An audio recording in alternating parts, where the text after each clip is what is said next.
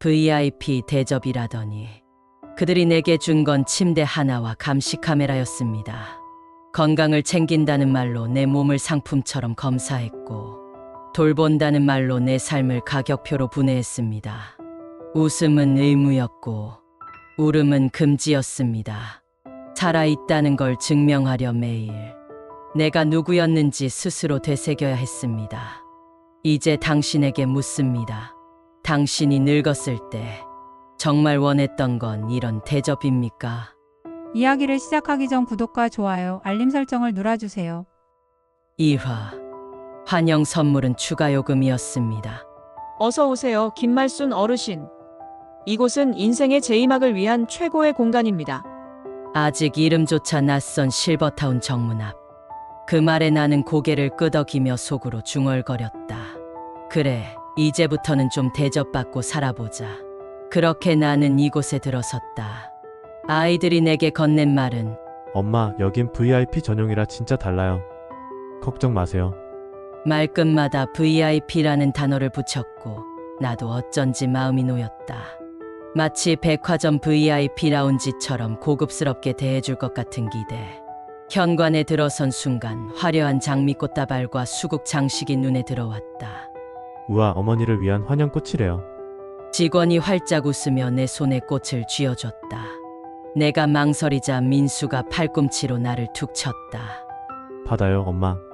이건 서비스래요. 요즘은 실버타운도 다 이렇게 해요. 나는 그 말에 안심하며 꽃을 들었다. 향기로운 냄새가 코끝을 간지렸고 마음도 조금 가벼워졌다. 엘리베이터를 타고 4층에 오르니 방 안은 호텔 스위트룸처럼 화려했다. 하얀 시트가 반짝이고 창밖으로는 정원이 내려다 보였다. 테이블 위에는 작은 과일 바구니와 전용 머그잔, 고급스러워 보이는 욕실용품까지 있었다. 엄마, 요즘은 이런 데서 노후 보내는 거예요. 이제 우리 걱정 마요. 민수는 그렇게 말하고 손등을 따뜻하게 잡았다. 그 순간만큼은 진심 같았다. 나는 그 따뜻한 손을 꼭 쥐고 그래 하고 고개를 끄덕였다. 자식들이 돌아간 뒤 직원이 다시 방문했다. 어르신, 침구는 알러지 방지 기능이 있는 최고급 오가닉 제품입니다. 개인 전용 식기와 욕실 용품도 구비되어 있어요. 혹시 필요하신 것 있으시면 언제든지 벨을 눌러주세요. 나는 그 모든 게 기본인 줄 알았다. 그날 밤 기분 좋은 환영을 받았다고 생각하며 침대에 누웠다. 하지만 평온은 오래가지 않았다. 이틀 뒤 방 안에 슬쩍 끼워진 종이 한 장. 이달의 추가 관리비 내역이었다. 내 이름 아래 정갈한 글씨로 적힌 목록. 웰컴 꽃다발 35,000원. 프리미엄 오가닉 침구 렌탈 45,000원. VIP 과일 바구니 2만원. 욕실 어메니티 키트 25,000원. 개인 머그잔 12,000원. 전용 식기 세트 18,000원. 총합계 155,500원. 나는 눈을 의심했다. 이게 다 추가 요금. 당황해서 벨을 눌렀다. 잠시 뒤 직원이 다정하게 문을 열고 들어왔다. 무엇을 도와드릴까요, 김 어르신? 나는 종이를 내밀며 조심스레 물었다. 이거 다 돈을 내야 하는 건가요? 웰컴 꽃도요. 직원은 어색하게 웃었다. 그건 모두 VIP 맞춤 서비스라 선택이 가능하시긴 했는데요. 어르신께서 특별히 거부하지 않으셔서 기본 적용으로 처리된 거예요. 아니, 그런데 그런 설명은. 입소 초기라 바쁘셔서 설명이 누락됐을 수도 있겠네요. 죄송합니다. 직원은 고개를 숙였지만 미안한 표정은 아니었다. 그럼 이건 안 받겠다고 하며 이미 사용하신 부분은 환불이 어렵습니다. 다음 달부터는 기본 옵션으로 설정해 드릴까요? 나는 말이 막혔다. 내가 안다고 한 적도 고른 적도 없는 것들이 VIP 대접이라는 이름으로 청구되고 있었다. 며칠 뒤 민수에게 전화를 걸었다. 민수야, 엄마 여기서 꽃이랑 침구 이런 거 돈이 나가더라. 내가 VIP라더니. 민수는 잠시 침묵했다가 무심하게 말했다. 엄마, 요즘은 그런데 다 그래요. 그냥 적응하세요. 그래도 이건 미리 말은 해줘야. 엄마, 15만 원 가지고 그러지 마요. 그 정도는 감당할 수 있으니까요. 그 말에 나는 더 이상 아무 말도 하지 못했다. 감당할 수 있으니까 괜찮다는 말이 이건 내 문제지만 내가 그냥 넘긴다는 말처럼 들렸다. 며칠 뒤 새로 입소한 옆방 어르신과 이야기를 나누다 비슷한 경험을 들었다. 나도 처음에 과일 바구니 받았는데 나중에야 2만 원 더 나갔다는 걸 알았어요. 설명도 없이 슬쩍 넣는 거라더라고요. 다른 데도 그래요? 여기가 좀 심하대요. VIP라면서 다 유료예요. 진짜 VIP는 돈 많은 가족이지. 나는 작게 웃으며 고개를 끄덕였다. 맞다. 내가 VIP라서 대접받는 게 아니었다. 내가 가진 잔고가 VIP였을 뿐. 그리고 그 VIP도 어느 날 잔고가 바닥나며 지워지는 이름일 것이다. 그날 밤 나는 처음으로 손에 쥐고 있던 웰컴 꽃다발을 쓰레기통에 버렸다. 향긋했던 꽃이 이제는 쓰디쓴 기만처럼 느껴졌다. 다음 달 명세서에서 꽃다발 항목은 사라졌다. 하지만 그 빈자리에 소독 서비스 1회 3만 원이라는 낯선 항목이 들어와 있었다. 나는 웃었다. 웃지 않으며 너무 분해서 잠이 오지 않을 것 같아서 VIP 대접이라더니 나를 맞이한 건 향기로운 꽃이 아니라 조용히 잔고를 갉아먹는 요금 청구서였다. 이곳에선 친절도 침구도 미소조차도 가격표가 붙어 있었다. VIP는 나를 위한 말이 아니었다.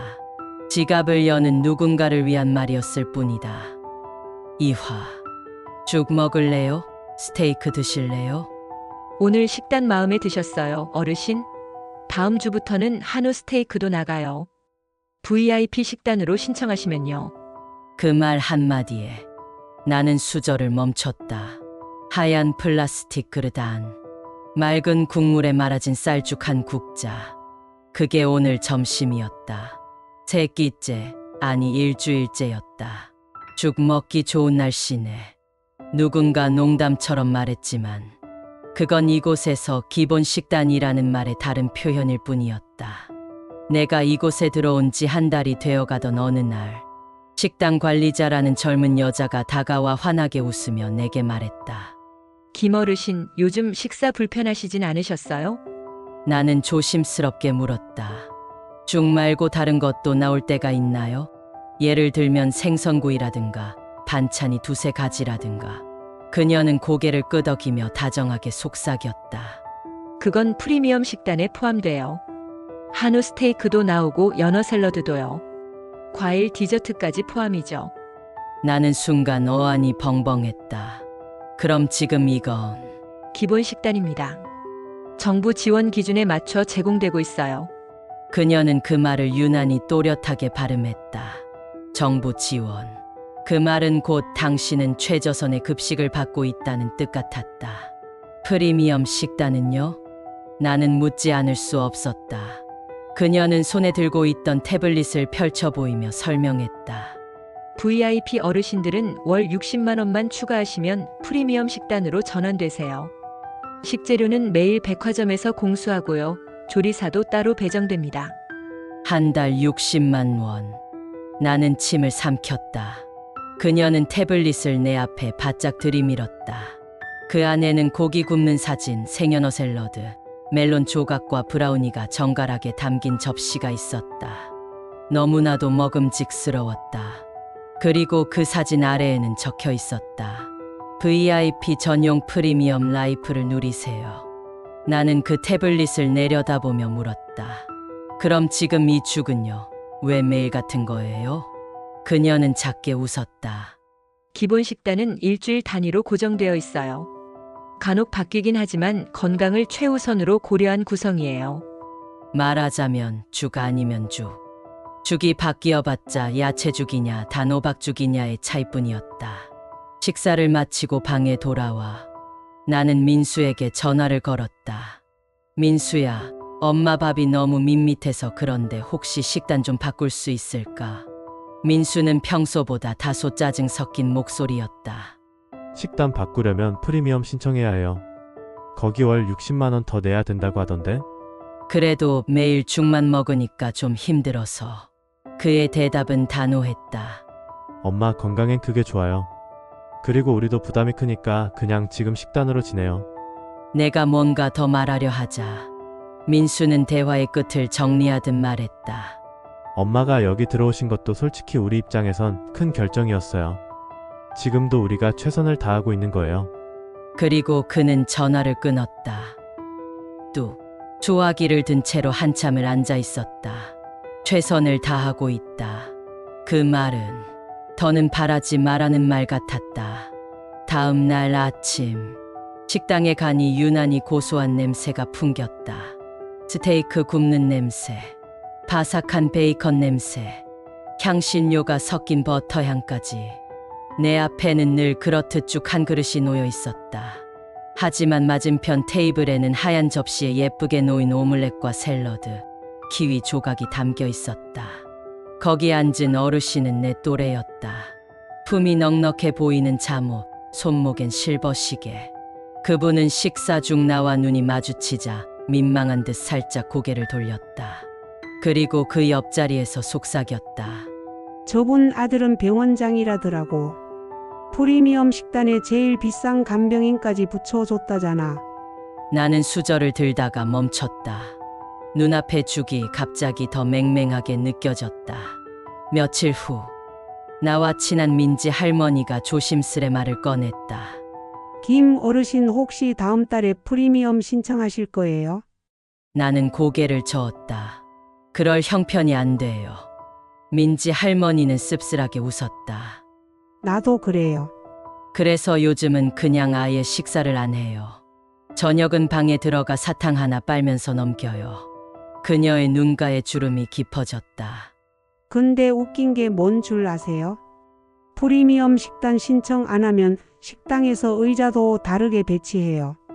은근히 따로 모는 거죠. 못낸 사람은 못낸 티를 나게 만드는 거예요. 나는 고개를 끄덕이며 속으로 중얼거렸다. 여기는 단순한 시설이 아니었다. 하나의 고급 리조트 같은 감옥이었고 VIP라는 말은 식사를 나누는 기준이자 서열 표시였다. 그날 밤 나는 방 안에서 몰래 끓인 컵라면을 먹었다. 손녀가 생일 때 사다 준 거였다. 욕실 안에서 조용히 물을 끓이고 세면대 위에서 김이 모락모락 나는 라면을 보며 나는 한참을 서 있었다. 눈물이 났다.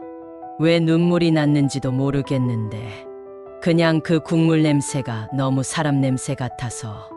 며칠 후 식당 벽면에 새로운 안내문이 붙었다. 프리미엄 식단 신청 마감 D3. 그 아래에 큼직하게 적힌 문구. VIP로서의 품격은 식사에서 시작됩니다. 나는 그 문장을 한참 바라보다가 볼펜으로 조용히 줄을 그었다. VIP로서의 품격이라는 글자 위에 돈 있는 자에 허락된 식사라고 써넣었다. VIP 대접이라더니 매일 죽 한 그릇이 전부였다. 한우 스테이크는 있었지만 그것은 돈이 허락한 사람이 먹는 음식이었다. 나는 배가 고팠던 게 아니었다. 사람답게 대접받고 싶었던 거였다. 그러나 이곳에서의 품격은 사랑이 아닌 돈으로 시작되고 돈으로 끝났다. 3화. 웃음 치료는 누가 웃었을까? 자, 어르신들 다 같이 웃어볼까요? 하하, 후, 히. 처음엔 진짜 농담인 줄 알았다. 입소한 지 2달째 되던 어느 수요일 오후. 식사 후 전 직원이 분주하게 움직이더니 나를 포함한 어르신들을 강당으로 하나둘 불러 모았다. 익숙한 의무 프로그램이겠거니 생각하고 의자에 앉았는데 눈앞에 나타난 사람은 형광색 옷을 입은 젊은 남자였다. 안녕하세요. 저는 박혜민 웃음치료사입니다. 그는 머리띠에 풍선을 매단 채 손뼉을 치며 인사했다. 옆자리 민지 할머니가 나지막이 속삭였다. 저게 뭐하는 짓이래? 나는 쿡 웃었다. 하지만 곧이어 들려오는 그의 구령에 모두가 얼어붙었다. 웃음은 생명입니다. 자, 함께 웃어볼게요. 하하, 후, 히. 그는 진심이었다. 그렇게 우리는 마치 군대 제식 훈련하듯 입 벌려 웃고 소리 내어 웃고 배 잡고 웃어야 했다. 사람들이 안 웃으면 치료사는 유쾌하게 소리쳤다. 어르신 웃어야 건강해져요. 안 웃으시면 벌점. 나는 벙쪘다. 벌점. 여기서 뭘 또 벌점이야. 하지만 정말이었다. 프로그램 종료 후 강당 입구에 참여 만족도 점수표가 붙었다. 내 이름 옆엔 소극적 참여 생활태도 개선 필요가 적혀 있었다. 그날 밤 관리 직원이 방에 찾아왔다. 김어르신, 웃음 프로그램 때 반응이 좀 약하셨다고요. 다음엔 조금 더 적극적으로 부탁드릴게요. 나는 어색하게 웃으며 말했다.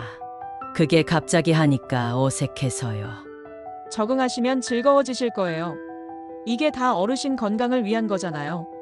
그 말 속에 건강이라는 단어가 무기처럼 느껴졌다. 며칠 뒤 또 다른 프로그램이 진행되었다. 이번엔 치매 예방 리듬 댄스였다. 내 또래 어르신들이 캐롤 음악에 맞춰 리본을 흔들며 강당을 돌았다.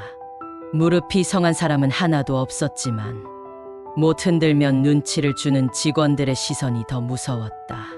그중 한 분이 뒤늦게 들어왔고 무릎을 쓸어내리며 말했다. 나 오늘은 무릎이 아파서. 그러자 프로그램 진행자는 환하게 웃으며 말했다. 어르신 그러면 안 되죠. 여긴 VIP 프로그램이잖아요. 참여하셔야죠. VIP라는 단어가 또 나왔다.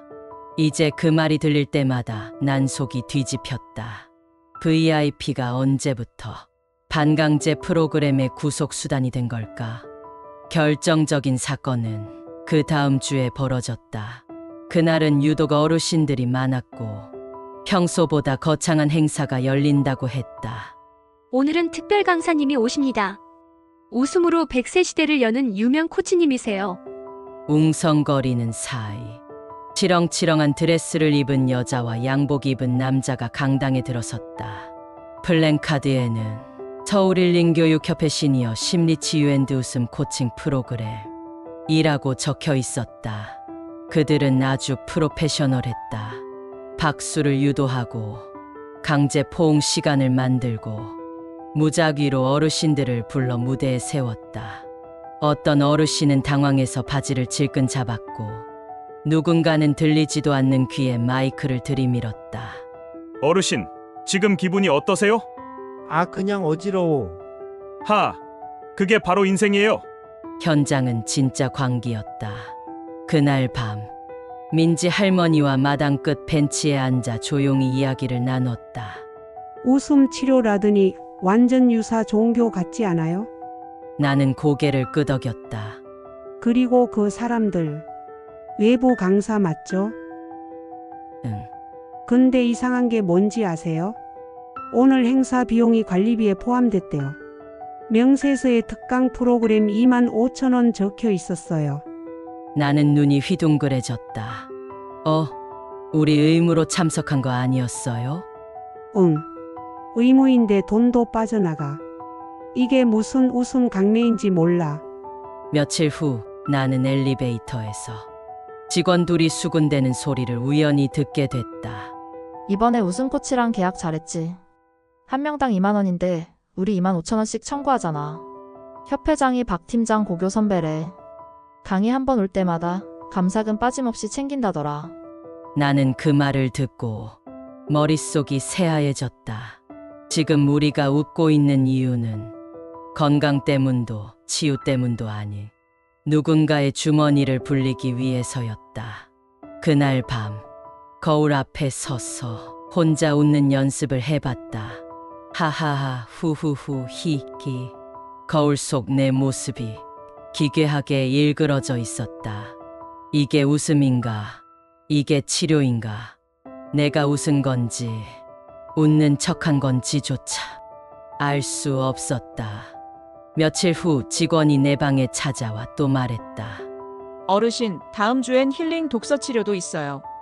많이 참여하셔야 생활 만족도 점수가 올라가요. 그 말에 나는 조용히 미소 지었다.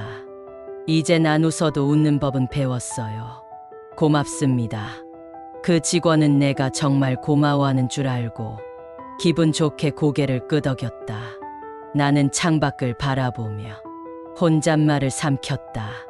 정말 웃긴 건 결국 내가 아니라 너희들이지.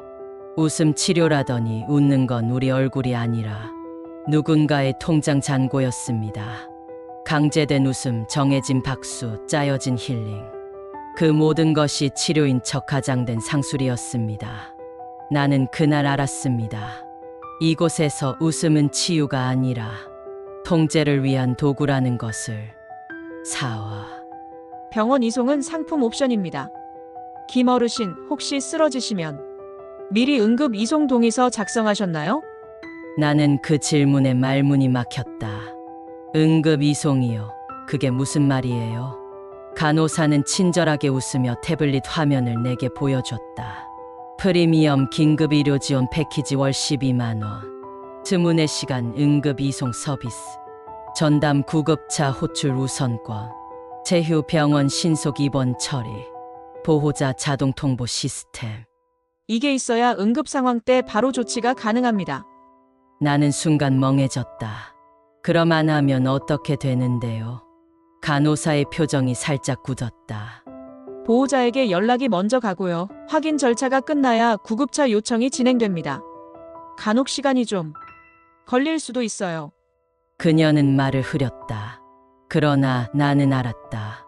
그 말은 곧 죽을 수도 있다는 의미였다. 며칠 뒤 내 눈앞에서 그 일이 벌어졌다. 4층 복도 끝. 허리가 구부정한 오할아버지가 갑자기 몸을 움켜쥐며 바닥에 쓰러졌다. 어르신, 어르신. 직원이 달려왔고 나는 벽에 붙은 채 숨을 죽이고 지켜봤다. 혈압계 가져와. 간호사 호출. 누군가 소리쳤지만 구급차는 바로 오지 않았다. 직원이 무전기를 붙잡고 누군가와 통화하며 말했다. 보호자 통화 안 됩니다. 이송은 대기 중입니다. 네, 아직 확인 절차 전입니다. 나는 눈을 크게 떴다. 오 할아버지는 숨을 헐떡였고 입에서 작은 신음이 새어나왔다. 주먹을 쥔 손이 파르르 떨렸다. 그 사이 응급침대가 도착했고 그를 조심스럽게 눕혔다. 하지만 구급차는 여전히 오지 않았다. 나는 참지 못하고 가까이 다가가 조용히 물었다. 왜 안 데려가는 거예요? 쓰러졌잖아요. 직원은 무표정하게 대답했다. 보호자 동의 절차가 완료되어야 이송이 가능합니다. 그게 얼마나 걸린다고? 평균 23시간입니다. 요즘은 응급실도 대기라서요. 2-3시간. 숨이 넘어가는 사람이 그 시간 동안 대기해야 한다고? 나는 발끝이 시려웠다. 오 할아버지는 그날 밤 결국 이송되었다. 그리고 다시 돌아오지 않았다. 공식적인 발표는 없었다. 단지 엘리베이터 안에 생활공간 조정 안내라는 쪽지가 붙었을 뿐이다. 오 어르신의 방은 시설 내 운영상 조정되어 현재 공실입니다. 그 방은 며칠 후 새 입주자로 채워졌다. 라벤더 향이 강하게 풍겼다. 나는 민수에게 전화를 걸었다. 민수야, 여기 응급 이송도 돈 내야 한대. 그거 안 하면 그냥 대기래. 민수는 한참 침묵하더니 말끝에 살짝 짜증이 묻어났다. 엄마, 또 뭐 하자는 거예요?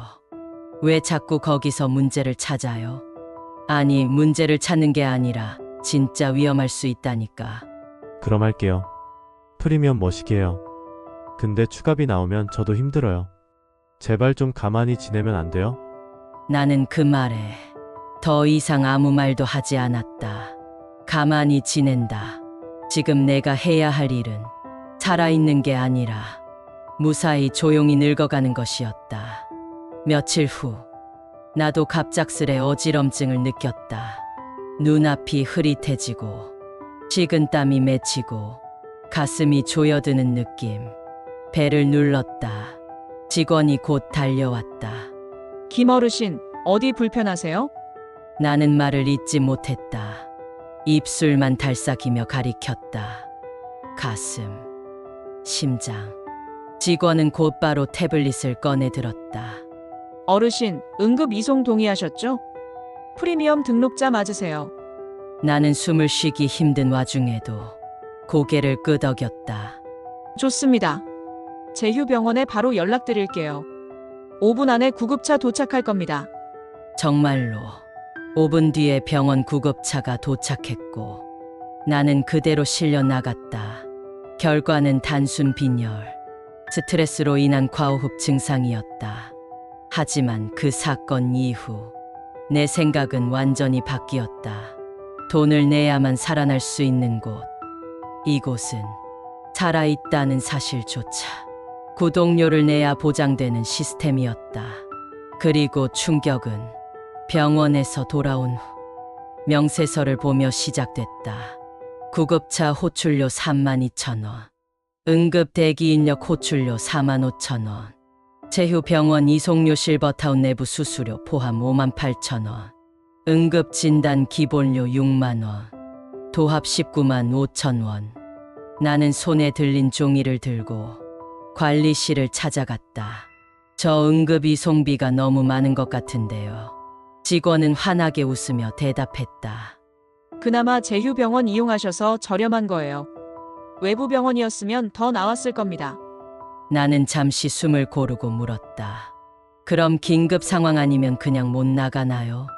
직원은 웃음을 거두고 말했다. 외부 진료요? 기본 회원이면 외출 동의서 제출하셔야 합니다. 보호자 사전 서명이 없으면 외부 병원은 불가하세요. 내가 입을 열려던 순간 그녀는 미소를 지으며 덧붙였다.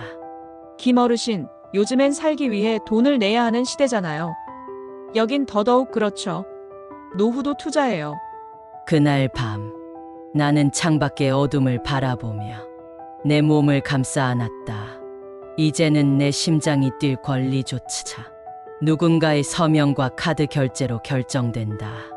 VIP 대접이라더니 나는 쓰러지는 순간조차 가격표가 붙은 상품이 되었습니다. 병원에 가는 것도 숨 쉬는 것도 사는 것마저 계약의 조건이었습니다. 이곳에서는 죽을 위험이 있어도 보호자의 결제 없이는 움직일 수 없었습니다. 노후는 평온이 아니었습니다. 그저 가격에 따라 허락되는 생존이었을 뿐입니다. 우화, 간병인은 1명, 돈은 2명 있네. 김 어르신, 오늘 간병인분 잘 도와드렸죠? 민지 어르신과 공동 간병이라 효율적으로 관리되는 거 아시죠? 그 말이 처음 들렸을 때 나는 별다른 의심을 하지 않았다. 아, 네. 아침마다 약 챙겨주시고 혈압 재주시고 감사합니다. 하지만 이상했다. 그날 오후 민지 할머니가 다가와 조심스럽게 물었다. 김 어르신 방에도 오늘 10시쯤에 간병인이 들렀어요? 응, 우리 방은 10시엔 아무도 안 왔는데 우리 간병인은 오전 7시에만 와요. 왜요? 민지 할머니의 눈썹이 파르르 떨렸다. 이상한 애는 오늘 10시에 왔다고 기록에 찍혀 있대요. 그녀는 손에 쥔 간병 일정표를 펼쳐 보였다. 거기엔 10시 방문 완료 김 어르신, 민지 어르신이라고 적혀 있었다. 나는 가슴이 철렁 내려앉았다. 같은 시간에 우리 방에도 왔다고요? 기록상은요. 근데 실제로는 나만 받았어요. 김 어르신도 아니고. 이상한 일이었다. 간병인이 1명인데 2명이 동시에 돌봄을 받았다는 기록. 혹시 착오일까 싶어 다음 날 간병인이 올 시간을 몰래 기다렸다. 그녀는 여느 때처럼 오전 7시 정각에 들어왔다. 안녕하세요, 김 어르신. 오늘도 혈압부터 잴게요. 나는 평소와 다름없이 순순히 팔을 내밀었지만 속으론 생각했다. 이분이 10시에도 또 다른 어르신 방에 갔다는 건 시간상 불가능한데 내가 감은 눈 너머로 시계 초침이 천천히 흘렀다. 총 소요 시간은 약 6분. 이 작은 점검만으로 하루 5명의 어르신을 커버한다는 것은 말이 안 됐다. 그날 오후 민지 할머니와 우리는 함께 결정했다. 간병 기록을 몰래 확인해보자. 시설 내부 시스템은 어르신 접근이 불가했다. 하지만 간호조무사가 엘리베이터 옆 공용 PC로 매일 명세서를 출력하는 모습을 목격한 적이 있었다.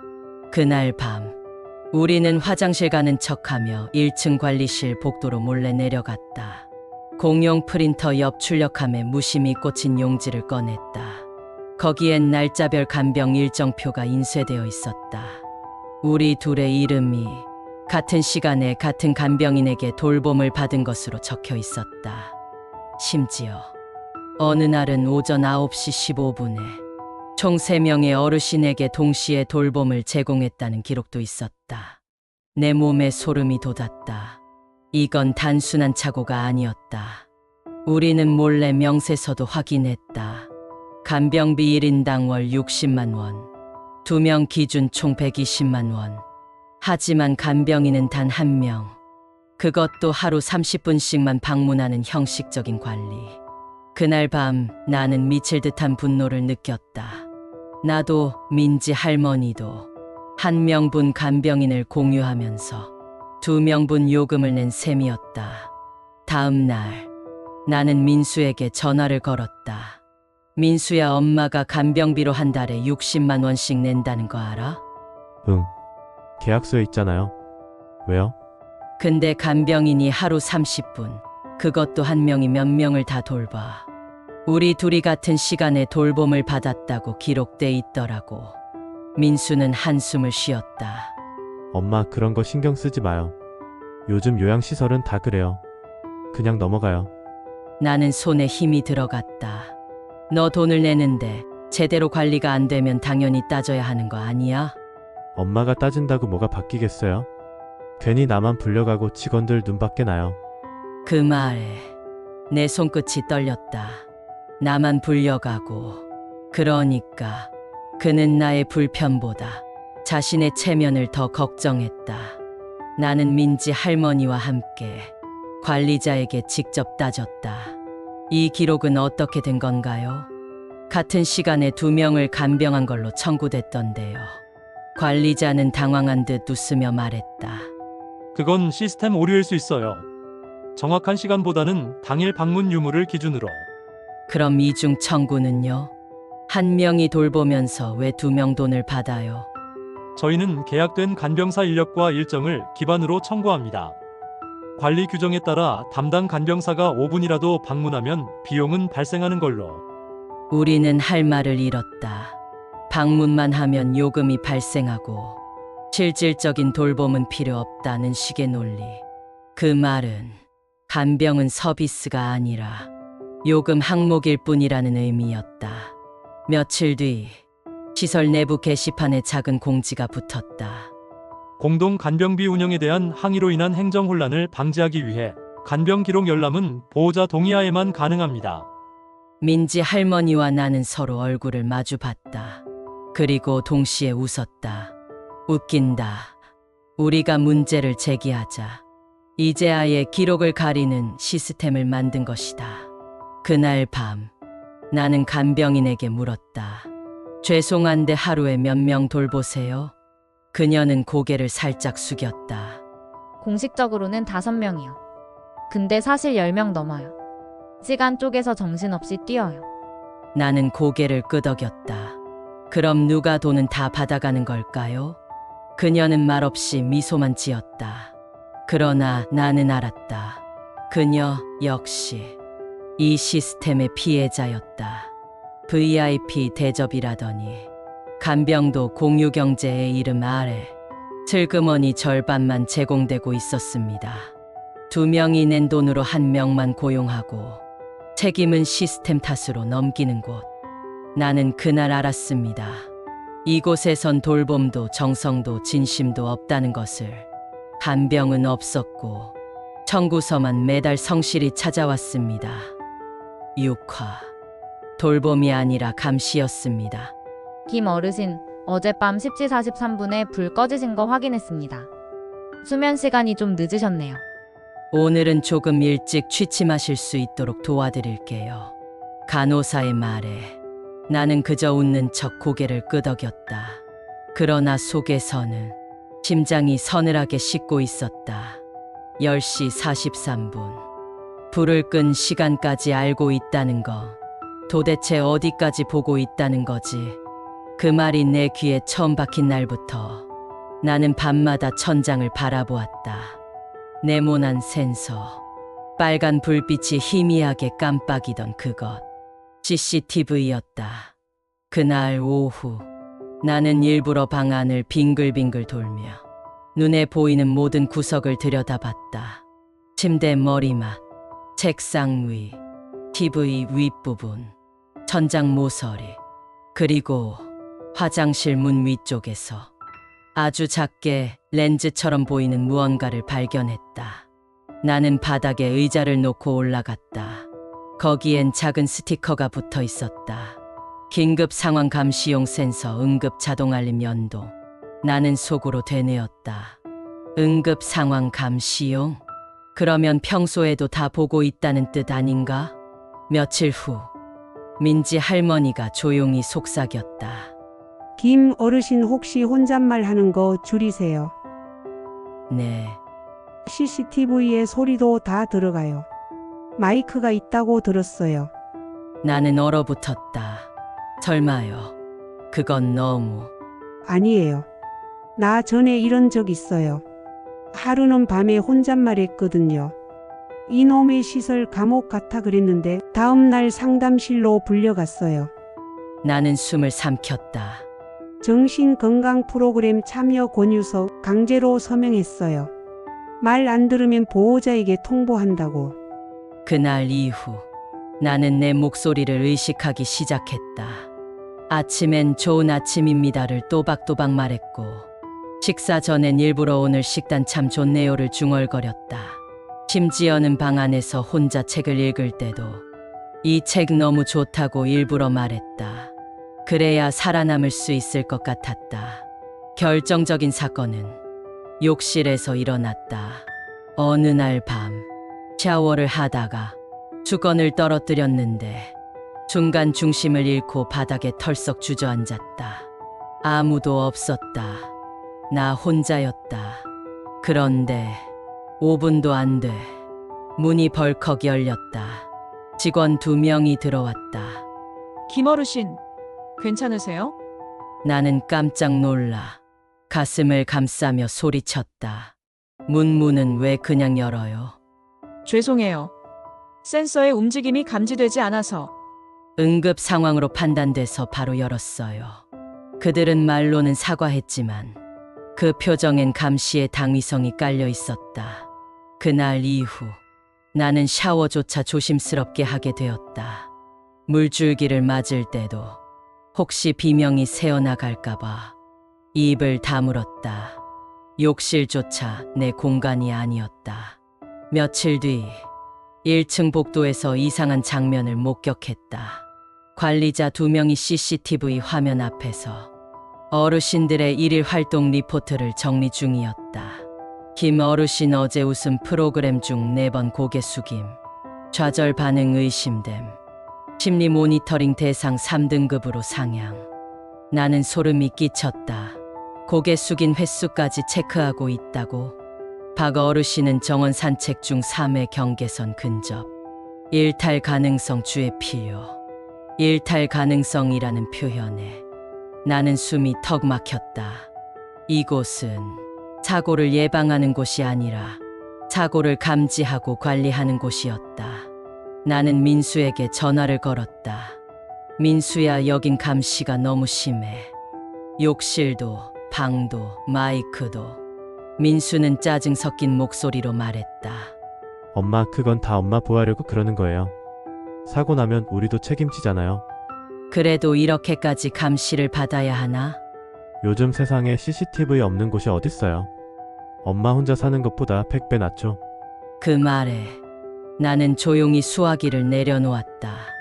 보호라는 이름의 감시, 사랑이라는 이름의 통제. 그게 이곳의 시스템이었다. 며칠 뒤 관리실에서 새 공지가 붙었다. AI 감시 시스템 업그레이드 공지. 어르신의 표정, 목소리 움직임을 기반으로 이상행동을 사전 감지합니다. 거기엔 깊은 한숨, 불규칙한 걸음걸이, 표정 변화 감지 같은 문구들이 적혀 있었다. 나는 한참 그 종이를 바라보다 천천히 찢어버렸다.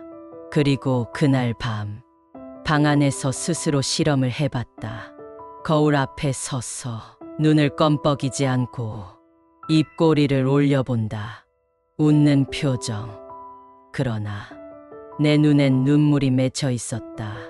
VIP 대접이라더니 나를 돌본 건 사람이 아니라 렌즈와 마이크였습니다. 이곳은 돌봄의 이름을 쓴 감시소였고 나의 감정조차 점수로 평가받았습니다. 내가 울어도 웃어도 침묵해도 누군가는 그걸 기록하고 있었습니다. 이곳에선 사람이 아니라 데이터를 위한 존재가 되어갔습니다. 7화 치료를 미끼로 영업을 하다. 김 어르신 요즘 무릎이 자주 쓰리시죠? 관절 건강엔 이게 정말 좋아요. 간호사의 손에 들려있던 건 혈압계가 아니라 작은 보라색 병이었다. 파워플렉스 골드 프리미엄 관절 영양제.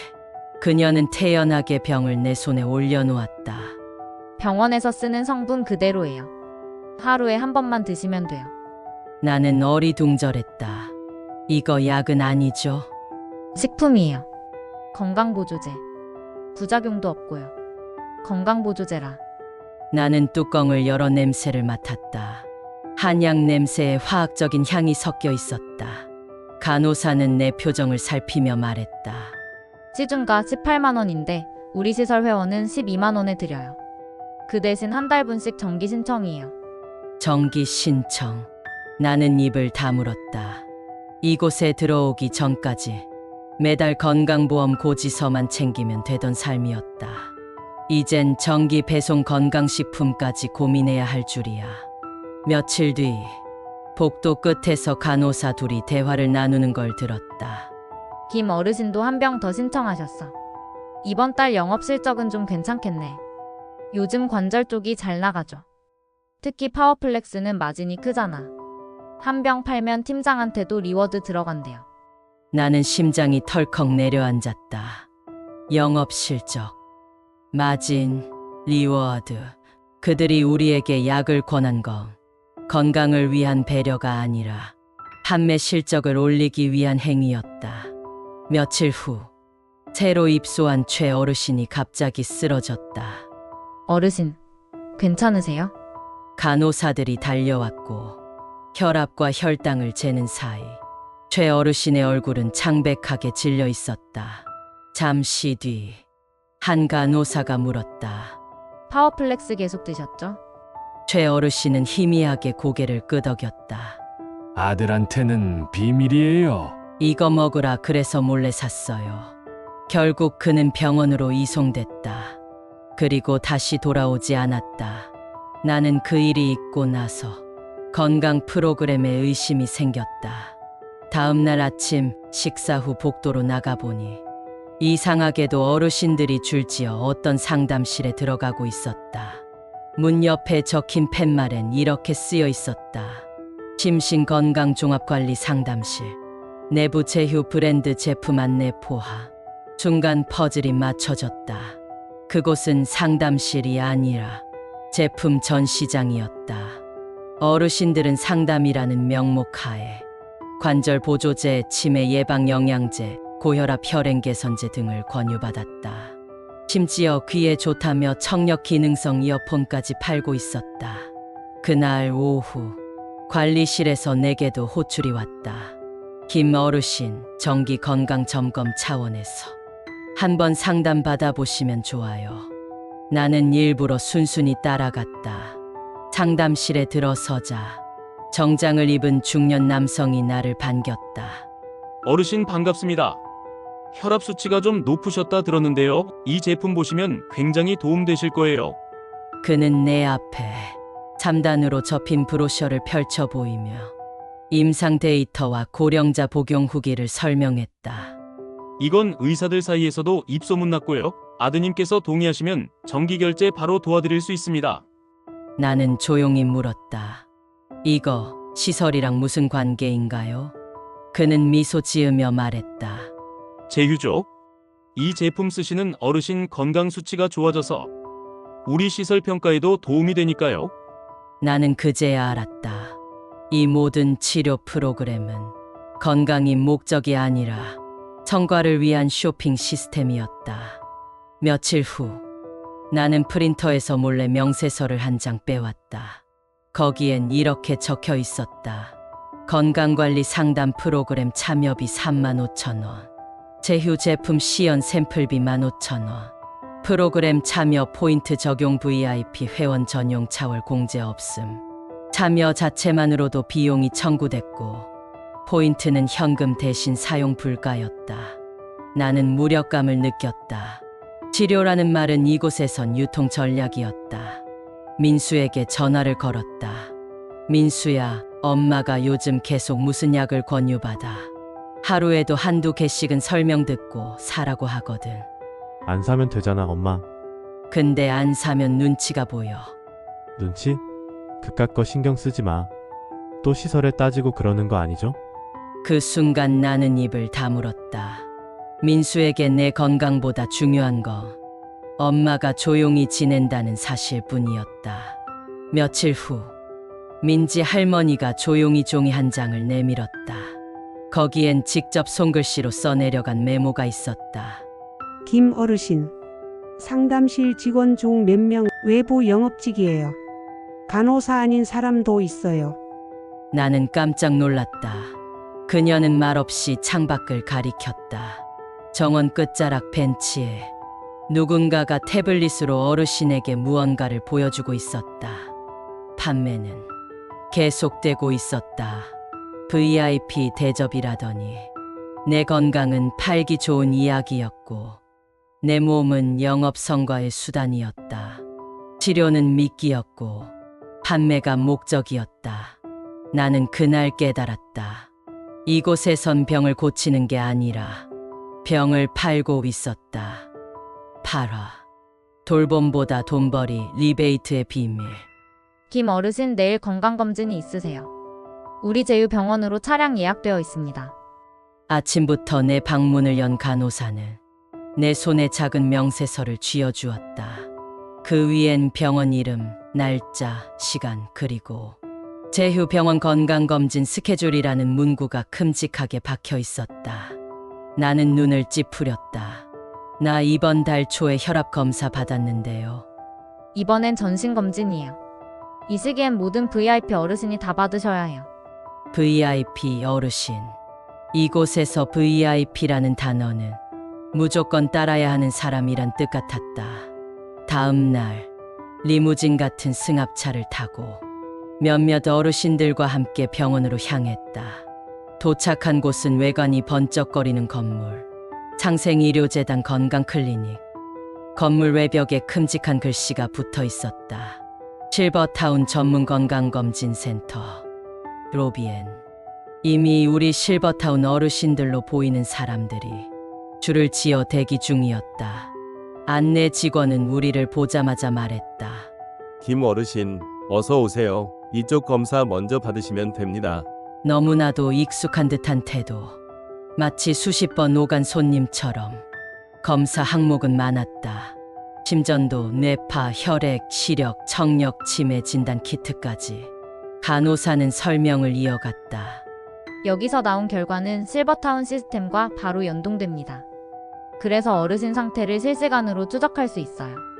나는 고개를 끄덕였지만 속으로는 불안감이 일었다. 실시간으로 추적. 내 몸이 더 이상 내 것 같지 않았다. 검사를 마치고 돌아오는 길. 승합차 안에서 민지 할머니가 속삭였다. 나 이 병원 좀 이상한 것 같아요. 왜요? 검사 결과도 안 나왔는데 맞춤 영양제 프로그램 바로 가입하래요. 실버타운이랑 연동돼 있다면서. 응, 나도 그 얘기 들었는데. 이거 다 짜고 치는 고스톱 같지 않아요? 나는 순간 눈이 커졌다. 그 말이 맞았다. 병원 실버타운 건강식품. 이 셋이 한 통속이라는 느낌이 그제야 명확해졌다. 며칠 뒤 관리실 앞 게시판에 이런 공지가 붙었다. 건강검진 미이행 어르신은 식단 조정 및 운동 프로그램 변경이 불가합니다. 그 아래에는 미검진자 명단이 작게 적혀 있었고 내 이름도 거기에 올라 있었다. 나는 분노했다. 검진을 안 받았다고 식사 권한까지 조정한다고 그 길로 관리실로 향했다. 저기요, 건강검진은 의무예요. 직원은 태연하게 대답했다. 의무라기보단 시스템 연동상 불이익이 생길 수 있어서요. 식사도 제한돼요? 정확히는 식단 선택 옵션이 제한되는 거죠. 치료식 제공이나 맞춤 보조식은 검진 결과 기반으로만 적용되니까요. 나는 말문이 막혔다. 그 말인즉 검진 안 받으며 죽이나 계속 먹으라는 얘기군. 며칠 후 우연히 복도에서 관리자 박 팀장이 통화하는 소리를 듣게 되었다. 이번 달 리베이트 확정됐죠? 건강클리닉에서 어르신당 4만 원씩 100명 넘겼으니 400 넘게 나오겠네요. 내 다리가 굳었다. 리베이트. 그는 계속 말했다. 예, 팀장님. 맞습니다. 약국도 협의됐고 처방전 유도도 준비됐습니다. 나는 숨이 막혔다. 우리가 병원에 가는 이유는 건강이 아니라 그들의 수익을 채우기 위해서였다. 민수에게 전화를 걸었다. 민수야, 우리 병원 자꾸 가게 하더라. 근데 알고 보니까 리베이트도 받고 약 처방 유도까지. 민수는 짜증스럽게 말했다. 엄마, 그거야 어느 병원이든 다 그래요. 괜히 또 민감하게 받아들이지 마요. 엄마가 괜히 불편하게 굴면 직원들도 스트레스 받아요. 나는 조용히 수화기를 내려놨다. 내가 느낀 진실은 아무도 들어주지 않았다. 그날 밤 나는 침대에 누워 오 할아버지를 떠올렸다. 며칠 전 그는 불편한 듯 얼굴을 찡그리며 말했다. 이번엔 무슨 검사를 또 하래요? 아무 문제 없는데도 자꾸 검사받고 약 타라는데 몸이 더 피곤해져. 그리고 다음 날 그는 조용히 병원으로 실려갔다. 그리고 아직 돌아오지 않았다. 나는 창밖을 보며 중얼거렸다. 이곳에서 병원은 치료소가 아니라 수금소였구나. 며칠 뒤 또다시 검진 안내서가 문틈에 끼워져 있었다. 나는 종이를 들고 그대로 쓰레기통에 넣었다. 내 몸은 이제 너희 장부에 없는 존재가 되고 싶다. VIP 대접이라더니 내가 병원에 가는 이유는 건강을 위해서가 아니라 누군가의 리베이트를 채우기 위해서였습니다. 내 혈압 수치는 그들의 성과였고 내 검진 결과는 그들의 거래 명세서였습니다. 이곳에서 병원은 돌봄이 아니라 돈벌이의 도구였습니다. 그리고 나는 오늘도 또 하나의 상품으로 검진실에 끌려가야 했습니다. 구화. 죽어도 말없이 정리됐나. 어르신, 박 어르신이 오늘부로 퇴소하셨어요. 다른 어르신들께 불편함 없도록 안내드릴게요. 퇴소. 나는 귀를 의심했다. 전날 밤까지도 식당에서 내 맞은편에 앉아 죽을 떠먹던 사람이 이튿날 아침엔 퇴소했다는 말 한마디로 이곳에서 사라졌다. 갑자기 퇴소하셨다고요? 네, 보호자 요청이 있었습니다. 직원은 그렇게 말하며 박 어르신의 이름표가 붙어 있던 식당 의자에 새 천을 씌우기 시작했다. 마치 누군가의 흔적을 조용히 덮어버리는 것처럼. 박 어르신은 내가 이곳에 들어온 첫날부터 매일같이 아침 운동 때 내 옆에서 팔을 들던 분이었다. 기계처럼 규칙적인 생활을 하던 그분이 퇴소. 아무 예고도 없이. 나는 믿기지 않았다. 그래서 식당에서 일하는 조리사에게 물었다. 박 어르신, 어제까지 계셨잖아요. 조리사는 잠시 망설이더니 조용히 속삭였다. 어젯밤에 쓰러지셨어요. 병원 이송되셨는데 못 돌아오신 것 같더라고요. 그럼 돌아가신 거예요? 조리사는 아무 말도 하지 않았다. 단지 눈을 피했다. 그날 저녁 나는 박 어르신이 머물던 407호 앞을 지나갔다. 문은 굳게 닫혀 있었고 이름표는 이미 제거된 상태였다. 방 안에선 인기척 하나 느껴지지 않았다. 다음 날 아침 그 방 앞에 이삿짐 센터 차량이 도착했고 누군가의 짐이 조용히 들어갔다. 새 커튼, 새 침대 커버, 새 화분. 모든 흔적은 하루 만에 지워졌다.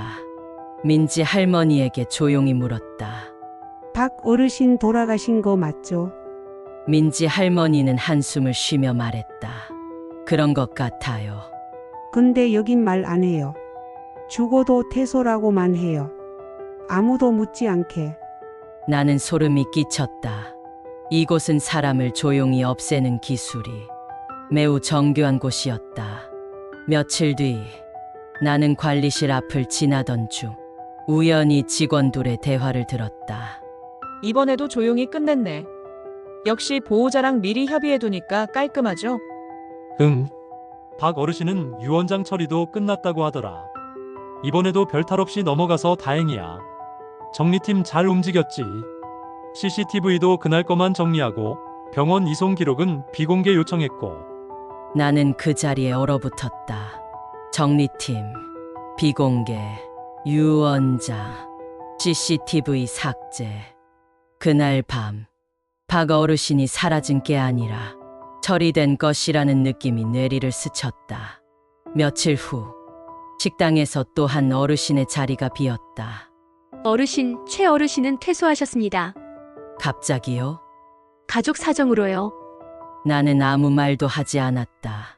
하지만 똑같았다. 문은 닫히고 이름표는 사라지고 짐은 그날 바로 정리되었다.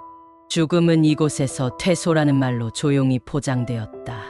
그날 밤 나는 옆방에서 민지 할머니가 통화하는 소리를 들었다.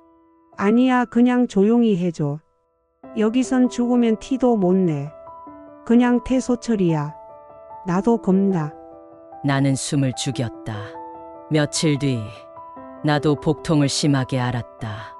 밤새 앓다가 새벽 3시쯤 배를 눌렀다.